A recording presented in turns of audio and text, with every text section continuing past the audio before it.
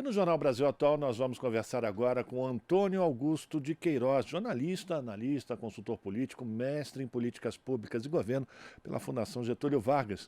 Muito bom dia, Toninho. Tudo bem com você? Bem-vindo ao Jornal Brasil Bom dia, Atual. como é que vai? Tudo bem? Boa semana para nós. A gente vai falar sobre a nova configuração do Congresso Nacional, a reeleição dos presidentes das casas, tanto do Senado como da Câmara. Lembrando que na última quarta-feira, 513 deputados tomaram posse, 201 deles calouros na casa, cumprindo seu primeiro mandato. No Senado, a votação renovou um terço das cadeiras, ou seja, 27 dos 81 senadores iniciaram seu mandato na última quarta-feira. Toninho, como é que você avalia esse novo Congresso que tomou posse na semana passada, a reeleição tanto de Rodrigo Pacheco como Arthur Lira para a presidência das duas casas? Como é que você vê essa correlação de forças nesse governo de Lula? Esse Congresso, ele é muito conservador ou mais conservador que a legislatura que encerrou? Como é que você avalia os próximos passos desse Congresso Nacional? Pois é, seguramente o novo Congresso é o mais conservador de todos os tempos, no período pós-redemocratização. É um Congresso que a gente pode classificar liberal do ponto de vista econômico, fiscalista do ponto de vista de gestão, conservador em relação aos comportamentos e valores e situado à direita do espectro político, inclusive com a fração expressiva de parlamentares de extrema-direita. De modo que é um Congresso que, na hipótese da eleição do Bolsonaro, seria trágico para o Brasil, porque se aliaria à pauta do governo que era direcionada para o desmonte da máquina pública e a agressão às conquistas do processo civilizatório, especialmente em favor de minorias sociais, né? Felizmente, o presidente Lula foi eleito e o Poder Executivo, tendo o mínimo de coordenação, faz com que o pêndulo do Congresso se direcione mais para as propostas governamentais do que aquelas convicções originais do parlamento, né? Então, se é um parlamento mais à direita do espectro político, a tendência é que o governo leve esse parlamento mais para o centro, mas não conseguirá levar para a esquerda, de modo que é preciso muita capacidade de articulação, e o presidente Lula já deu essa demonstração ao conseguir, numa composição, no entendimento, apoiar e eleger os presidentes da Câmara e do Senado, né, garantindo que terá uma atuação de independência da presidência dessas casas, e isso é extremamente importante, de modo que essa eleição da presidência da casa é uma primeira demonstração do governo de que faz e cumpre acordo e que a esperança é de que os presidentes das casas se comportem com independência e, ao fazer isso, o governo certamente conseguirá reunir maioria para aprovar, inclusive, emendas à Constituição. Por que eu estou dizendo isso? Estou dizendo isso com base num critério objetivo. A eleição no Senado, o Pacheco, que teve o apoio do presidente Lula, teve 49 votos. Foi o limite do número de votos para aprovar emendas à Constituição. Mas isso não significa que a base do governo esteja limitada a isto, porque alguns parlamentares que votaram no Rogério Marinho, adversário do Pacheco, não o fizeram por serem oposição ao governo federal, mas por questões regionais em relação ao Pacheco e seus apoiadores, e também por uma fração lavajatista lá que queria um acerto de contas com o Supremo, e o Pacheco não está disposto a isso. Isso no Senado. Então, a base no Senado tende a ser, em algumas votações, superior aos 59 votos que o Pacheco teve. Na Câmara, o parâmetro melhor que a gente pode ter é a votação da Maria do Rosário, que foi candidata do PT para a mesa diretora. Ela obteve 371 votos, contra 134 de parlamentares que votaram em branco. É esse o número dos radicais da Câmara, que não votam no PT ou nas propostas do PT em hipótese nenhuma, porque negaram voto a Maria do Carmo, mesmo fazendo parte de uma chapa de comum acordo. De modo que vê-se que, com base nos critérios da eleição da mesa, o governo consegue, com articulação política, ter maioria para votar suas matérias. Então, o Congresso é muito conservador, mas o governo tem condições de levá-lo mais para o centro e, portanto, aprovar a sua pauta mediante um entendimento com essas forças políticas em base republicana, sem necessidade de orçamento secreto, como fez o governo anterior. Pois é, Toninho, mas aí eu quero uma avaliação tua exatamente sobre esse papel que o Arthur Lira vai desempenhar, por exemplo, na Câmara. Depois a gente fala também do Rodrigo Pacheco no Senado. São 23 partidos que têm representação na Câmara. O Partido Liberal, do Jair Bolsonaro, é sempre bom a gente lembrar, tem a maior bancada com 99 deputados e depois, em seguida, vem a Federação dos Partidos, que é formado pelo Partido dos Trabalhadores, Partido Verde e Solidariedade, com 81 deputados.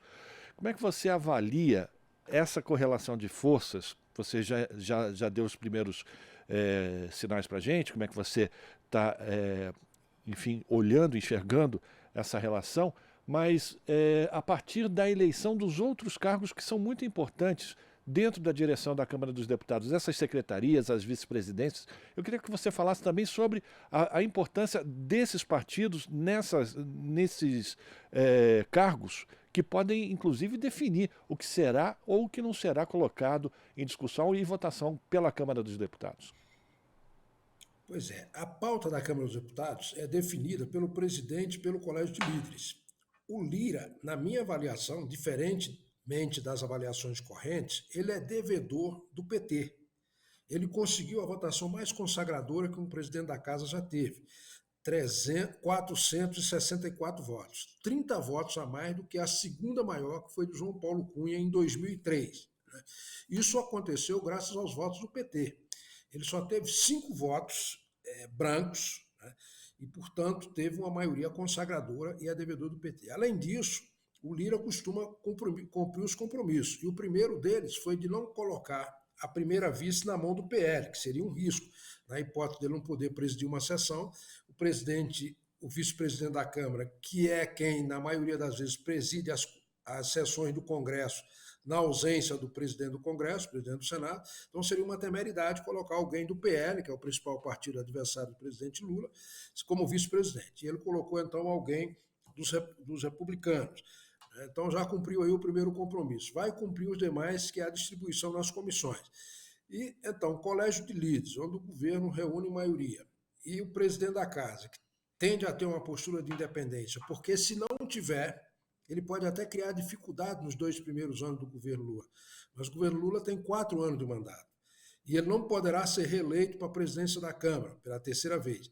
Vai ficar aí 2 anos no sereno, contra o governo federal, se for hostil ao governo, e os cailheiros cuidando dele lá no estado de Alagoas. Então, o Lira é inteligente o suficiente para não criar problemas para o governo. De modo que, em relação a isso, eu acho que vai se cumprir. O que é necessário é que o governo tenha a coordenação necessária, porque, do ponto de vista de mesa, embora majoritariamente as forças que estejam lá não sejam alinhadas ao PT e ao governo Lula, mas quem tem a palavra é o Colégio de Líderes nas reuniões para pautar as matérias e o presidente da casa, que promete uma postura de independência. Além disso, há de se registrar o seguinte: quando a gente compara 2003 com 2023, ou seja, o primeiro mandato do presidente Lula e o terceiro mandato do presidente Lula, a gente verifica o seguinte: a oposição formal agora é menor do que a de 2003. Em 2003 era uma oposição de 190 deputados, majoritariamente oriundos do PFL e do PSDB, que foram os únicos 2 partidos que se acabaram, estavam se diminuindo substantivamente, mas se mantiveram em oposição intransigente nos 4 governos do PT. A oposição atual, formada basicamente pelo PP e pelo PL, são partidos que historicamente fizeram parte da base de sustentação dos 4 governos do PT. Portanto, são partidos muito pragmáticos. Então, se a gente pegar os partidos que são oposição no Congresso, a gente vai verificar que algo em torno de 2/3 deles é formado de gente pragmática e 1/3 de radicais, que são esses 134 que eu mencionei, que não apoiaram a candidatura da Maria do Rosário. Aí, Toninho, eu queria que você falasse também sobre a composição de uma das comissões que é considerada como a principal comissão, tanto da Câmara como do Senado, que é a Comissão de Constituição e Justiça, nesse início de governo do presidente Lula, como ela pode ser importante para a colocação na pauta de votações, enfim, de projetos que são de interesse do governo. Pois é, a Comissão de Constituição e Justiça, na Câmara dos Deputados, é fundamental. Ela é a última comissão que analisa todos os projetos. Então, ele passa por todas as demais comissões e a Comissão de Constituição e Justiça é a última. De modo que ela dá, na prática, a palavra final e calibra a liberação ou não de determinadas matérias para deliberação diretamente no plenário, exceto que houver um pedido de urgência para levar direto ao plenário, né? E realmente é uma comissão muito importante. O acordo feito em torno da mesa garante ao PT, no primeiro ano, a presidência dessa comissão. E, em dado momento, o próprio PL irá presidir, mas o acordo é que não seja entregue a um bolsonarista radical, que seja presidido por alguém que seja republicano e que não vá utilizar aquele espaço para fazer luta política. Então, tem esse compromisso em relação à composição da comissão. Lá, a duração é de 1 ano o mandato na Câmara. Já no Senado, a composição da comissão, quer dizer, a duração do mandato é de 2 anos. E certamente será presidida pelo União Brasil ou pelo MDB, que são 2 partidos cujos nomes a serem indicados já estão previamente alinhados ao governo, de modo que no Senado não há maiores riscos e na Câmara, pelo menos nesse primeiro ano de governo, tem-se a segurança de que será alguém do PT e nos próximos anos de outros partidos, mas com postura de independência e de equilíbrio. Agora vamos falar um pouquinho dessa dança das cadeiras, tanto na Câmara como no Senado. Como é que você avaliou, Toninho, o resultado dessa eleição a partir do início, né, das federações partidárias, né? Porque antes você tinha uma fragmentação, uma quantidade de partidos incrível, tanto na Câmara como no Senado. Como é que você avaliou já essa primeira experiência com o uso das federações partidárias, enfim, a união desses partidos para formar blocos? Pois é, a criação de federação, do ponto de vista da governabilidade, e para aumentar o número de cadeiras no parlamento dos partidos é fundamental.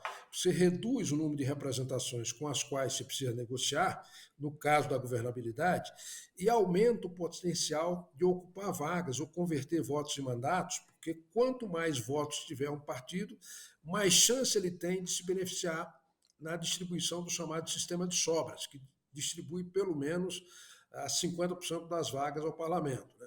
De modo que foi muito benéfica aos partidos que tiveram eleição mediante federação. Por exemplo, o PT, o PCdoB e o PV, separadamente, eles teriam ali pelo menos 10 cadeiras a menos. Juntos, na federação, eles tiveram muito mais.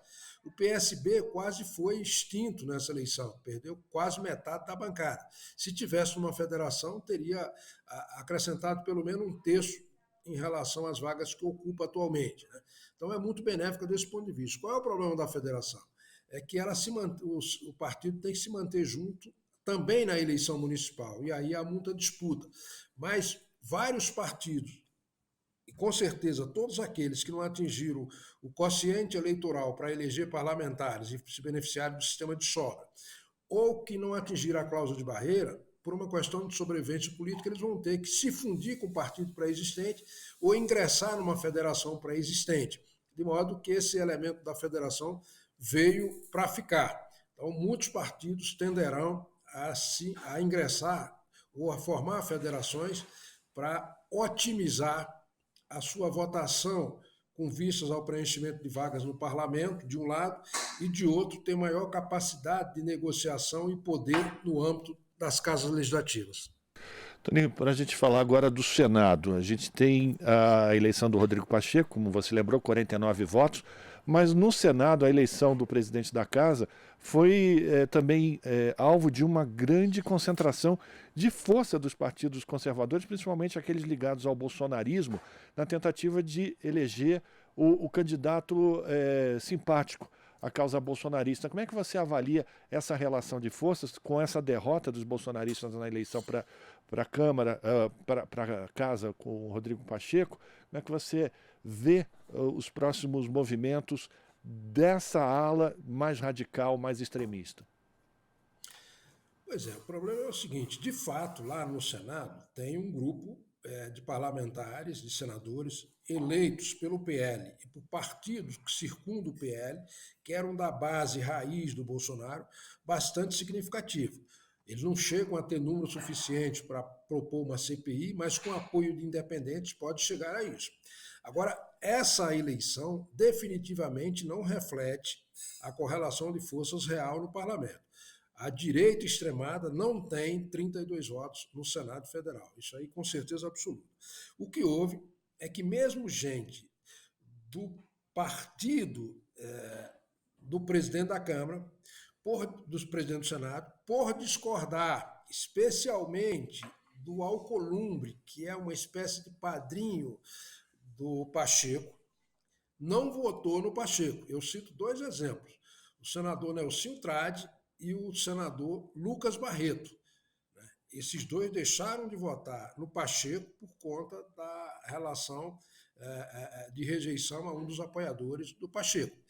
E alguns outros parlamentares, algo em torno de 7, 8, que são chamados lavajatistas, deixaram de votar no Pacheco porque ele é contra a CPI da toga. Eu acho que acertadamente. Acho que o Senado não tem que ficar querendo investigar o Supremo Tribunal Federal, nem punir juízes por discordar das suas decisões. Então, essa votação no Senado, ela definitivamente não reflete a relação governo-oposição. De qualquer maneira, lá é uma casa que vai merecer um cuidado especial, porque tem um número significativo, algo em torno de 23, 24 parlamentares radicalizados, né, e que pode, somado a alguns independentes, querer criar CPIs para criar dificuldades para o governo. E por isso a eleição do Pacheco foi fundamental, porque ele pode, em certa medida, dificultar a instalação dessas CPIs que podem vir a travar a casa, a paralisar a casa. De modo que a eleição do Pacheco foi extremamente importante. E outro dado: se ela tivesse se dado no dia 2 e não no dia 1º, o Marinho certamente, depois daquela denúncia do Marcos Duval, não teria tido pelo menos 10 votos a menos. Teria tido pelo menos 10 votos a menos, porque os lavajatistas certamente voltariam atrás diante daquele escândalo revelado pelo Marcos Duval e não se aliariam com um candidato que defendia esse tipo de postura. A gente está conversando com o Antônio Augusto de Queiroz, jornalista, analista, consultor político, mestre em políticas públicas e governo pela Fundação Getúlio Vargas, fazendo uma avaliação da nova configuração do Congresso Nacional, a reeleição dos presidentes de ambas as casas. E o Toninho, como a gente carinhosamente se acostumou a chamá-lo, é ex-diretor de documentação do DIAP, o Departamento Intersindical de Assessoria Parlamentar. Ele também foi o idealizador e coordenador da publicação Cabeças do Congresso. Toninho também é autor dos livros Por Dentro do Processo Decisório, como se fazem as leis, e Por Dentro do Governo, como funciona a máquina pública. Portanto, o Toninho tem experiência bastante e acompanha há muitos anos todo esse processo. E a partir dessa tua experiência acumulada, Toninho, a gente pode avaliar que o presidente Lula terá, digamos, aquela chamada lua de mel de 100 dias com o Congresso Nacional, onde ele consiga colocar em votação e talvez aprovar os seus principais pontos de legislação para o seu plano de governo, seu programa de governo?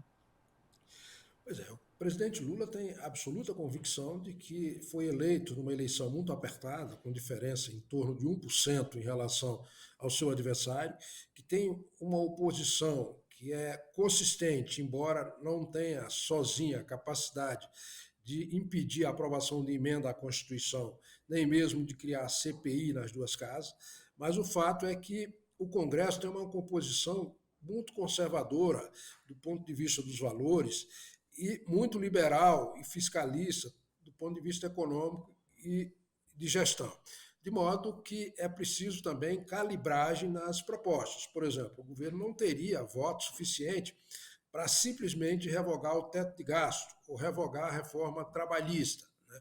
Vai ter que ter uma calibragem em relação ao teto de gasto, criar um mecanismo que seja mais eficaz, mas que também não ingesse o governo. Em relação à reforma trabalhista, corrigir os excessos havidos, e houve muitos excessos em relação a isso. Essa questão, por exemplo, do desempate no CARF, vai ter algum tipo de entendimento a respeito dessa emenda, dessa MP, porque tem uma rejeição no Congresso grande, porque tem uma presença forte de setores que se beneficia da regra anterior. Né? Então vai ter que ter um entendimento em que a decisão do Estado prevaleça, mas e não a do contribuinte, como foi instituído lá atrás, mas o fato é que vai ter que ter negociação em relação a essa matéria. Então, a palavra calibragem é a mais adequada para esse momento. Ou seja, o governo pode sim e terá tranquilidade para aprovar suas agendas, mas vai ter que refletir essa correlação de forças, e ela já está refletida no próprio governo, na medida em que tem um vice-presidente, um perfil mais liberal, né? E tem uma ministra do Planejamento, também com esse tipo de perfil, né? Já indica que as ações do governo, em primeiro lugar, passarão por algumas instâncias tripartite, com a presença de trabalhadores, empregadores e governo, né? E, no caso, por exemplo, da reforma tributária, haverá amplo debate no âmbito do Conselhão e em outras instâncias em que os governadores vão participar, de modo que já vem mais ou menos equilibrado, calibrado essa proposta do Executivo, que vai ter que ser pactuada internamente. Quando chegar ao Executivo, já chega numa dimensão mais aceitável, vamos dizer assim, pelo Parlamento, e aí, a partir dali, se estabelece a negociação republicana em termos do conteúdo, ou seja, para atender e formar maioria no parlamento capaz de fazer uma reforma que vá na linha do que defende o governo, que é o reconhecimento da ciência, combater o negacionismo, a defesa da justiça e da inclusão social. Agradecer a participação do Antônio Augusto de Queiroz, consultor político, mestre em políticas públicas e governo pela Fundação Getúlio Vargas, fazendo aqui no Jornal Brasil Atual uma avaliação da nova configuração do Congresso Nacional. Toninho, muito obrigado pela tua participação, um abraço para você, bom trabalho, a gente continua em contato para a gente fazer mais avaliações ao longo desse ano, tá certo? Perfeito, Rafael, um abraço. Conversamos com Antônio Augusto de Queiroz, aqui no Jornal Brasil Atual. Estamos apresentando Jornal Brasil Atual. As notícias que os outros não dão.